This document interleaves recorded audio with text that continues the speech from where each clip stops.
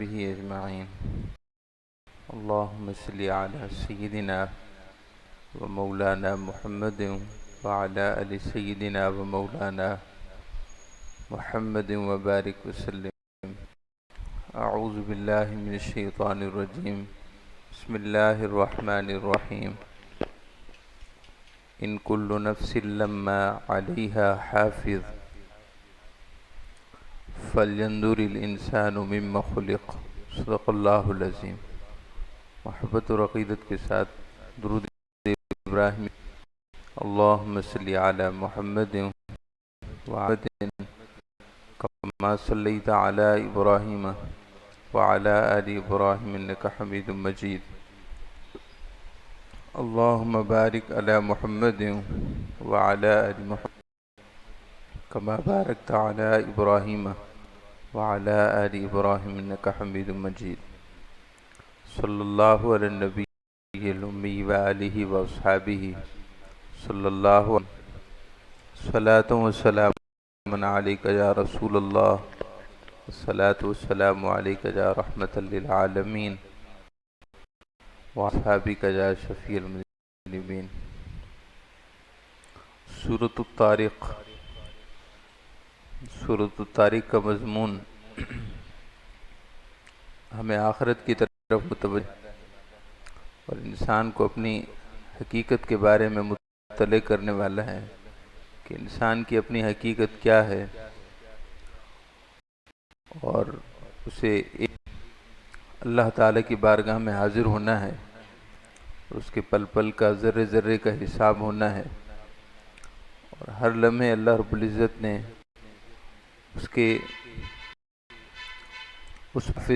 اس پر ایک ذمہ دار نگہبان مقرر کر دیا ہوا ہے کہ قیامت کے دن اس کے سارے احوال و اعمال اس کے سامنے کر دیے جائیں گے. اللہ تعالیٰ کا ارشاد ہے سورۃ الطارق میں والسماء والطارق. آسمان کی قسم اور طارق کی قسم. طارق عربی زبان میں کئی معنوں میں استعمال ہوتا ہے.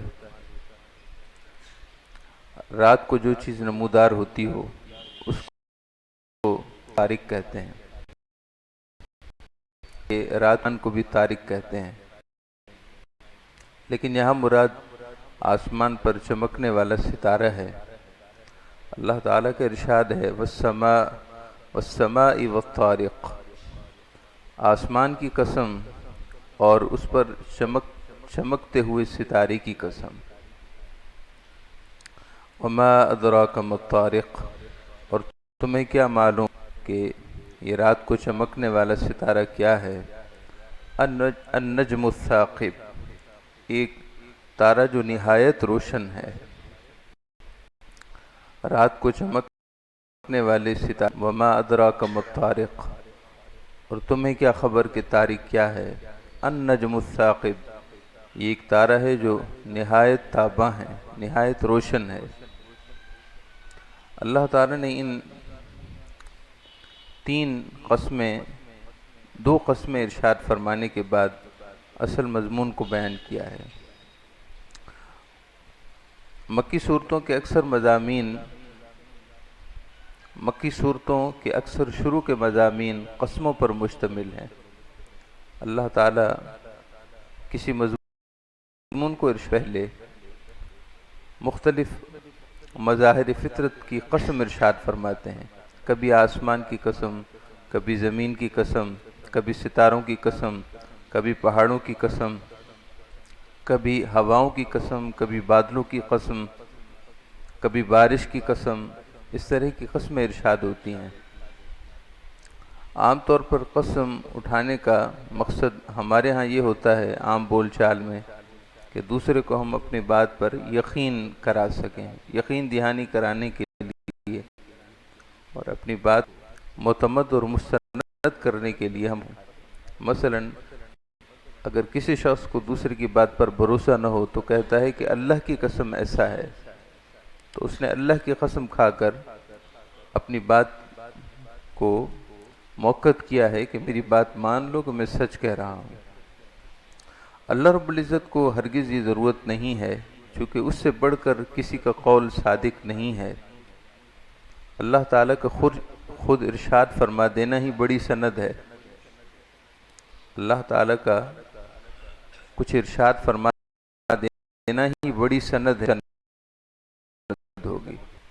تو اللہ تعالیٰ کی قسم ارشاد فرمانے کا مقصد ہرگز یہ تو نہیں ہو سکتا کہ اللہ تعالیٰ اپنی بات پر دوسروں کو یقین دلانے کے لیے کسی ایسی چیز کی قسم کھائے جو اس سے بھی بلند و بالا ہو۔ اللہ سے بڑھ کر کوئی نہیں ہے۔ اللہ تعالیٰ کے مختلف آسمان و زمین کی چیزوں کی قسم کھانے کا مقصد یہ ہوتا ہے تاکہ مخاطبین کو، قرآن سننے والوں کو ان چیزوں نے اللہ تعالیٰ کی قدرت کی طرف توجہ دلائی جائے۔ مثلا آسمان کی قسم گویا کہ توجہ دلائی گئی ہے کہ دیکھو آسمان کو، دیکھو جس کو ہم نے اتنا وسیع و عریض پیدا کیا ہے، کتنی وسعت ہے اس میں اور کتنی بلندی ہے اس میں۔ آسمان میں کتنی وسعت ہے، وسیع و عریض ہے، اور آسمان کی بلندی کو دیکھو کہ اتنے ترقی یافتہ ہو جانے کے باوجود تم آسمان کے قریب بھی نہ پہنچ سکے۔ آسمان کی وسعتوں کی قسم، آسمان کی وسعتوں، آسمان کی بلندی کو دیکھو، پھر یہ دیکھو ستونوں کے اپنی جگہ کھڑا ہے، بغیر ستونوں کے، بغیر کسی سہارے کے اپنی جگہ قائم ہے۔ تو علی ھذا القیاس ایسے ہی زمین کی قسم ارشاد فرمانا یا ستاروں کی قسم یا بادلوں کی قسم، گویا کہ انسان کو توجہ دلائی جاتی ہے کہ ہماری تخلیق دیکھو، ہماری کریشن دیکھو، تخلیق دیکھو، اس میں ہماری کاریگری دیکھو، ہماری شان صنعت دیکھو، ہم نے کیسے بنایا ہے۔ جب ہماری مصنوعہ میں بنی ہوئی چیز میں اتنی بڑی، اتنی قوت ہے، اتنی طاقت ہے، تو خود سوچو کہ خالق کی شان کتنی بڑی ہوگی۔ جب مخلوق اس شان کی ہے، مخلوق کو اللہ رب العزت نے اس شان سے پیدا کیا ہے، تو خالق کی شان کیا ہوگی۔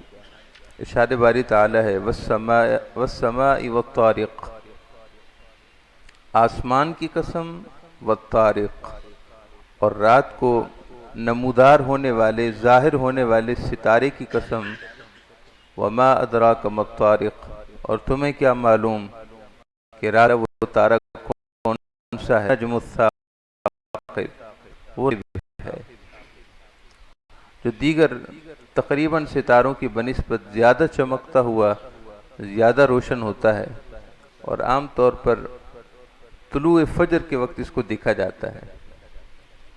اللہ رب العزت نے ارشاد فرمائے کہ ان کل نفس لما علیہا حافظ، یقین کرو کہ کوئی شخص ایسا نہیں جس پر کوئی محافظ نہ ہو۔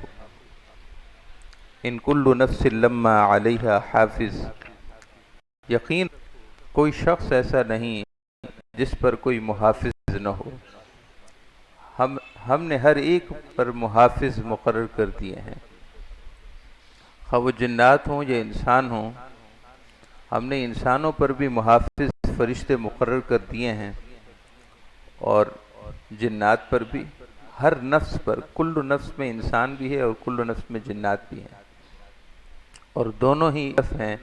مکلف کا مطلب یہ ہے کہ قیامت کے دن ان دونوں مخلوقوں سے حساب ہونا ہے، اور حساب پر پھر جزا بھی مترتب ہونی ہے۔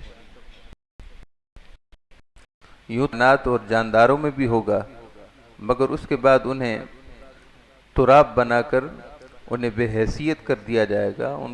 ان کے لیے دائمی جزا اور سزا کا سلسلہ نہیں ہے۔ جزا اور سزا کا سلسلہ وہ مکلف انسان اور جن کے ساتھ ہے۔ ان کل نفس لما علیہا حافظ، کوئی ایسا نہیں جس پر کوئی محافظ نہ ہو۔ ہم نے ہر انسان پر اور ہر مکلف پر محافظ فرشتے مقرر کیے ہیں۔ وہ محافظ فرشتے کتنے ہیں؟ نبی اکرم صلی اللہ تعالی علیہ وسلم کو ارشاد فرمایا ہے تو دو ہیں ہی، چونکہ قرآن میں ان کا ذکر ہے۔ قرآن میں ذکر ہے کہ کم سے کم 2 تو ہیں ہی جو دائیں بائیں کندھوں پر بیٹھے ہیں۔ دائیں کندھے پر فرشتہ وہ انسان کی نیکیاں لکھتا ہے، اور بائیں کندھے پر بیٹھا فرشتہ یا بائیں کندھے پر موجود فرشتہ وہ انسان کے گناہ لکھتا ہے۔ اور اس کے علاوہ تقریباً 360 فرشتے ہر انسان پر محافظ ہیں، فرشتے، اور ہر فرشتے کی علیحدہ ہے۔ کچھ فرشتے انسان کی حفاظت کے لیے ہیں، نگہبانی کے لیے ہیں، مختلف پریشانی اور مصائب و آلام سے جب اللہ چاہتا ہے اس کی حفاظت کرتے ہیں، یا اسے مصائب و آلام سے اس حد تک تکلیف پہنچتی ہے جتنی کہ اللہ کی مشیت ہوتی ہے۔ اور بعض فرشتے انسان کے محافظ ہیں اس معنی میں کہ اس کے اعمال کو، انسان کے اعمال کو لکھ اور اس کے گواہ ہیں، اس کو دیکھ کہ انسان کیا کرتا ہے۔ ان کل نفس لما علیہا حافظ، کوئی ایسا نہیں جس پر کوئی محافظ نہ ہو۔ فلینظر الانسان، سو انسان کو چاہیے، انسان کو دیکھنا چاہیے کہ وہ کس چیز سے پیدا کیا گیا ہے۔ انسان کو چاہیے اس بات پر غور کرے کہ مما خلق، انسان کو پیدا کس چیز سے کیا گیا ہے۔ اس میں کچھ صلاحیتیں ہم نے صلاحیتوں اپنی برتری میں استعمال کرنے لگا، اور سمجھنے لگا کہ مجھ سے بڑھ کر کوئی چیز ہے ہی نہیں۔ اس کو ہم نے علم دیا تو اس نے علم پر تکبر کیا، اسے اگر ہم نے حسن پیکر اور حسن ساخت، حسن جسم دیا تو اس پر تکبر کر بیٹھا۔ ہم نے کسی کو کوئی صلاحیت دی، کسی کو کوئی، ان صلاحیتوں کو وہ اپنی پیدا کردہ صنعت کاری سمجھتا ہے کہ شاید میں خود سے ایسا ہوں۔ وہ خود بھی نہ ہوا، وہ خود سے انسان بھی نہ ہوا۔ وہ اپنی حقیقت پر غور کرے کہ اس کا مادہ تخلیق کیا ہے۔ انسان کے اس جسم کے بننے کی بنیاد کیا ہے۔ آپ سب جانتے ہیں کہ وہ نطفہ حقیر ہے جو رحم مادر میں ٹھہرتا ہے، میل اور فیمیل کے ملاپ سے وہ نطفہ ہے جو رحم مادر میں ٹھہرتا ہے، اور اس سے انسان کی تخلیق ہوتی ہے۔ اللہ تعالی نے قرآن پاک کی مختلف صورتوں میں خلقنا الانسان من نطفہ، سورۃ الدہر کی آیتیں ہیں، انا خلقنا الانسان من نطفہ، ہم نے انسان کو نطفہ سے پیدا کیا ہے، ایک منی کے حقیر قطرے سے، نطفہ حقیر سے پیدا کیا ہے، جو میل اور فیمیل، نر اور مادہ کے ملاپ سے، آمیزش سے وہ قطرہ، وہ نطفہ آب بنتا ہے۔ انا خلقنا الانسان من نطفۃ امشاج، ہم نے انسان کو ایک نطفہ امشاج سے پیدا کیا ہے۔ اور یہاں سورۃ طارق میں ارشاد ہوتا ہے کہ جب علم ہے تو غور بھی کرو، جب علم ہے تو غور بھی کرو، اپنی ہستی کے اول قطرے پر غور کرو، اور اس کے بعد تم جس شکل و صورت میں اس وقت ہو، ظاہری اور باطنی جن خوبیوں سے تم مرصع ہو، ظاہری اور باطنی محاسن سے، خوبیوں سے تم مزین ہو، اب کے مرحلے کو بھی دیکھو، اس نطفہ آب سے لے کر اور ان محاسن اور خوبیوں کے راستہ ہونے کے مرحلے تم سمجھ رہے ہو کہ شاید خود بخود ایسا ہوا ہے، کہ تمہارے کرنے سے ایسا ہوا ہے، ہرگز نہیں۔ یاد رکھو کہ اس نطفہ آب سے اس صلاحیت اور کمال اور عروج تک پہنچانے والے ہم ہیں، وہاں سے لے کر یہاں تک ہم ہی نے تمہیں پہنچایا ہے۔ اگر تمہیں سمجھ نہ آئے تو درختوں پر لگے ہوئے پھلوں کو دیکھ لو، یہ درخت پر لگے ہوئے پھل کس طرح اس صورت شکل و صورت تک، اور اس سے پیچھے چلے جاؤ کہ ایک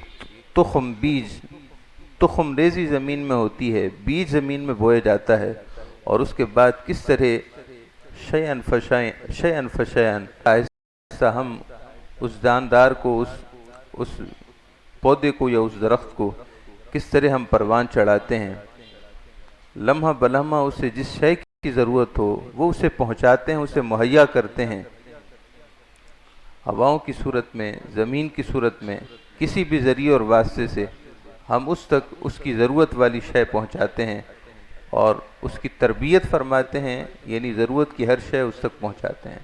محترم معزز سامعین کرام، اللہ تعالیٰ کی یہی شان ہے جس کو ہم ربوبیت کہتے ہیں، رب العالمینی کہتے ہیں۔ اللہ پاک کا ہے، مگر اس کی صفتوں میں سے ایک بڑی صفت ربوبیت ہے، جس سے لفظ رب استعمال کرتے ہیں، رب تعالی۔ رب کا مطلب یہی ہے کہ کسی شے کو ضرورت کے وقت اس کی ضرورت والی چیز فوری مہیا کر دینا اور بر وقت مہیا کر دینا، یہ رب کی شان ہے۔ اور یقیناً اللہ ہی ربوبیت کے لائق ہے، اللہ کی شان ہی ربوبیت والی ہے۔ وہی رب ہے کہ کائنات کے ذرے ذرے کو، خواہ وہ مخلوق سماوی ہو یا ارضی ہو، حیوانات ہوں، نباتات ہوں یا دیگر مخلوق ہو، اللہ تعالیٰ ہر شے کی ضرورت کو اسی وقت مہیا کرتا ہے اور بر وقت بر محل۔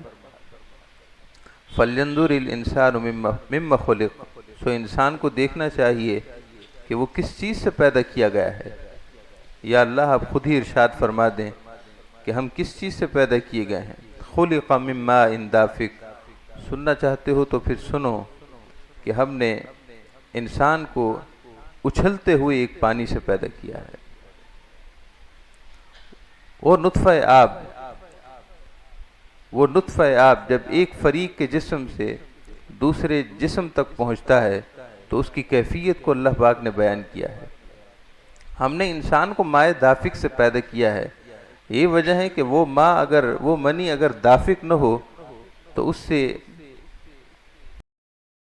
ہمیں پہنچنے کے نہیں ہوتے، نہ اس سے اولاد ہے۔ تو یہ تو ایک خیر علیحدہ مسئلہ ہو جائے گا، آپ اس بات پر خود غور کیجئے گا۔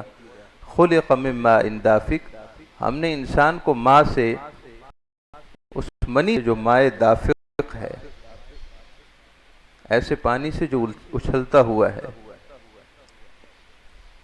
یخرج من بین الصلب والترائب، اسی وجہ سے وہ جو ایک مسئلہ ہے کہ جس کے ہاں اولاد نہ ہو، ڈاکٹر یہ کہتے ہیں کہ ہم میل کے جسم سے وہ رطوبت نکال کر ہم فیمیل کے جسم میں پہنچا دیں گے، اس سے اولاد پیدا ہو جائے گی۔ ایسا نہیں ہو سکتا، ان کا طریقہ کار ہی غلط ہوتا ہے، بس وہ دکھانے میں ایسا کرتے ہیں لیکن وہ غلط طریقہ ہے۔ بلکہ ڈاکٹر خود بیان کرتے ہیں، سمجھدار ڈاکٹر خود ہی منع کرتے ہیں کہ یہ طریقہ اختیار نہ کیا جائے۔ اولاد پیدا ہوگی اللہ کے حکم سے، لیکن یہ کہ مرد کا نطفہ آب لے کر وہ ہم میل کے جسم میں پہنچا دیں گے، یہ خالی زبانی کلامی ان کی گفتگو ہوتی ہے، حقیقت کچھ اور ہوتی ہے۔ اللہ پاک کا ارشاد ہے اندافق، ہم نے انسانی یعنی نطفہ منی سے پیدا کیا ہے، نطفہ اور منی سے پیدا کیا ہے۔ یخرج من بین الصلب والترائب، کہ وہ پانی، وہ منی سینے کی ہڈیوں کے درمیان سے وہ نکلتی ہے، مرد و زن کی پیٹھ اور سینے کی ہڈیوں کے درمیان سے وہ رطوبت نکلتی ہے۔ قربان جائیے اللہ رب العزت کے بیان، اللہ رب العزت جس چیز کی حقیقت کو بیان کرنا چاہیں تو کھول کر بیان کر دیتے ہیں۔ جیسا کہ آپ نے دودھ کے بارے میں قرآن پاک کی اس آیت ہو ہے کہ وہ دودھ جو سائغ للشاربین ہے، پینے والوں کے لیے فرحت بخش ہے، ہم اس کو گوبر کے درمیان میں سے نکالتے ہیں، یعنی دائیں بائیں ساری گوبر ہوتی ہے اور اس کے درمیان میں سے وہ دودھ کی رگ ہے یا دودھ کا راستہ ہے وہاں سے نکلتا ہے۔ اللہ تعالیٰ اپنی قدرت بیان فرمانا چاہتے ہیں، یخرج من بین الصلب والترائب، اور وہ نطفہ آب مرد و زن کی پیٹھ سینے کی ہڈیوں کے درمیان سے نکلتا ہے۔ علی رجعہ لقادر، غور کرو جو رب تعالی تمہیں ایک قطرہ آب سے، ایک پانی کے حقیر قطرے سے تمہیں اتنی شانوں والا انسان اور صلاحیتوں والا انسان بنا سکتا ہے، تو کیا وہ اس بات پر قادر نہیں ہے کہ تمہارے مٹنے کے بعد، تمہاری موت کے بعد اور تمہارے جسم کی بعد، تمہاری ہڈیوں کے ریزہ ریزہ ہو جانے کے بعد اور تمہارے نام و نشان حتیٰ کہ تمہاری قبروں کے نشان تک مٹ جانے کے بعد بھی وہ تمہیں دوبارہ اسی شکل و صورت پر انسان بنا کر پیدا کرنے پر قادر ہے۔ انہو علی رجعہ لقادر، بے شک وہ اس کو پھر واپس لانے پر قادر ہے۔ اور اتنا کہ باریک سے باریک فرق جو تم سمجھ سکتے ہو اور باریک سے باریک فرق جو تمہاری نگاہ دیکھ سکتی ہے، وہ باریک فرق بھی نہیں ہوگا۔ اللہ تعالیٰ کا ارشاد ہے قرآن پاک میں ہے کہ ہم انسان کو جب دوبارہ پیدا کریں گے تو اس کے انگلیوں کے نہیں ہوگا، بنانا نہیں ہوگا، بنان عربی زبان میں انگلی کے پوروں کو کہتے ہیں۔ اور آج کی جدید تحقیق یہ ہے کہ ایک انسان دوسرے انسان کے بالکل ہم شکل اور ہم صورت ہو سکتا ہے، لیکن انگلیوں کے پوروں میں مشابہت نہیں ہو سکتی۔ انگلیوں کے پوروں پر جو باریک لائنیں ہیں، ان سے ایک انسان دوسرے انسان سے علیحدہ شناخت کیا جاتا ہے، بلکہ ایک ہی انسان کے ایک ہی ہاتھ کی 5 انگلیوں کے پوروں کی لائنوں میں بھی فرق ہے۔ اللہ تعالیٰ کو بیان فرمایا ہے، شاد باری تعالیٰ ہم انسان کو جب دوبارہ پیدا کریں گے ہو بہو ویسا ہی پیدا کریں گے جیسے پہلے پیدا کیا تھا، حتیٰ کہ انگلیوں کے پوروں میں فرق بھی نہیں ہوگا۔ یوم تبلی السرائر، یاد کرو اس دن کو جب سب راز فاش کر دیے جائیں گے۔ یہ آیت تو دہلا دینے والی ہے، لرزا دینے والی ہے۔ یوم تبلی السرائر، یاد کرو وہ دن جب سب راز فاش کر دیے جائیں گے، سب کے چھپے ہوئے خفیہ راز ظاہر کر دیے جائیں گے۔ چھپ کر گناہ کیے اور پھر گناہوں کو اچھالتا رہا، تو جس نے دنیا میں دوسروں کے عیبوں کو اچھالا تو قیامت کے دن اس کے عیب بھی اچھالے جائیں گے۔ ہاں لیکن وہ جس نے گناہ کیے مگر سچی توبہ کی، اس سے غلطیاں ہوئیں مگر سچی توبہ کی، سیدھے راستے پر چلا اور گزشتہ زندگی کے گناہوں کو ہمیشہ کے لیے چھوڑ کر سچائی، صداقت اور اللہ تعالیٰ کی رضا کا راستہ اختیار کیا، پھر دوسروں کے عیبوں کو اس نے نہ اچھالا، کسی کا عیب دیکھا تو اس سے صرف نظر کر لیا، یہ دعا مغفرت کر دی، اس کے لیے سیدھے راستے کا کوئی اس کے لیے اسباب مہیا کر دیے، مگر دوسروں کے عیبوں کی تان اور جستجو اور تفتیش میں نہ پڑا رہا۔ جس نے دوسروں کے عیبوں کی پردہ پوشی کی، اللہ تعالیٰ قیامت کے دن اس کے عیبوں کی پردہ پوشی فرمائے گا۔ یوم تبلی السرائر، یاد کرو اس دن کو جب سب راز فاش کر دیے جائیں گے، کھول دیے جائیں گے۔ فما لہ من قوت ولا ناصر، بس نہ خود اس میں زور ہوگا، طاقت ہوگی، اور نہ اس کا کوئی اور مددگار ہوگا جا سکے۔ اس قوت نہ ہوگی اور نہ کوئی اور ایسا حمایتی اور مددگار وہ لا کھڑا کرے گا کہ جو اللہ اور اس کے رسول کے مقابلے میں اس کی مدد کرے۔ اس روز مدد انہی کی ہوگی جنہوں نے اللہ تعالیٰ کو راضی کیا، ان کی شفاعت بھی ہوگی، ان کی سفارش بھی ہوگی، اور ان کے لیے شفاعتیں قبول بھی کی جائیں گی۔ لیکن جنہوں نے فسق اور فجور کی زندگی گزاری، اللہ اور اس کے رسول کو ناراض کیا اور کھلا شریعت کے خلاف چلتے رہے اور بغاوت کی شریعت کی، فکر ہیں وہ ظالم ہیں، اور ظالم کو کوئی سفارشی نہ ہوگا۔ فما لہ من قوت ولا ناصر، پس اس روز اس سرکش انسان میں نہ خود اپنی اتنی قوت ہوگی، طاقت ہوگی، اور نہ کوئی اس کا کوئی اور مددگار ہوگا جو اس کی مدد کر سکے۔ والسماء ذات الرجع، قسم ہے آسمان کی جس سے بارش برستی ہے۔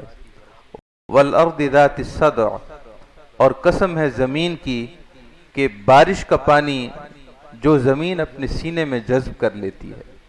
کتنی بڑی قسم اللہ پاک نے ارشاد، یعنی اپنی قدرت کی دو بڑی نشانیوں کا ذکر کیا ہے۔ والسماء ذات، قسم ہے آسمان کی کہ جہاں سے بارش برستی ہے۔ والارض ذات الصدع، اور قسم ہے زمین کی کہ جس کا سینہ اس بارش کے پانی کو جذب کر لیتا ہے۔ انہ لقول فصل، بلا شبہ یہ قرآن قول فیصل ہے، بلا شبہ یہ قرآن ہر شے کو کھول کھول کر بیان کرنے والا ہے۔ یہ قرآن، یہ کتاب، یہ اللہ کا کلام حق اور باطل کے درمیان امتیاز کرنے والا ہے۔